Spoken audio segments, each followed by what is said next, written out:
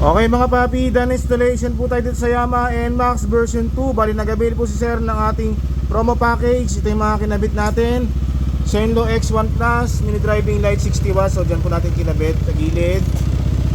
Stainless bracket po nilagay dyan. Bali ang ilaw nito, low beam, white, high beam, yellow. Okay, ito yung switch na ginamit, domino 3-way switch. So dyan natin nilagay sa ilalim po, no? Yan.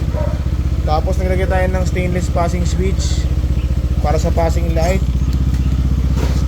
Passing, okay, low beam, passing, high beam, passing. So sa lahat ng mode ng driving light nakakapag-passing. Sa busina, ang install natin sa package Corsa version 3. So ito po yung horn selector, halo switch. Kapag naka-off yan, bubusina, stop, long press, rapid. Corsa horn, rapid,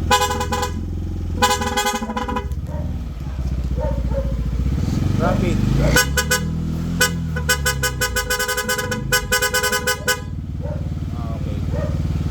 Okay mga paps, so kung nagustuhan nyo po yung ganitong installation sa Yamaha NMAX version 2, punta lang po sa dito sa Scooteristas online shop. Maraming salamat po.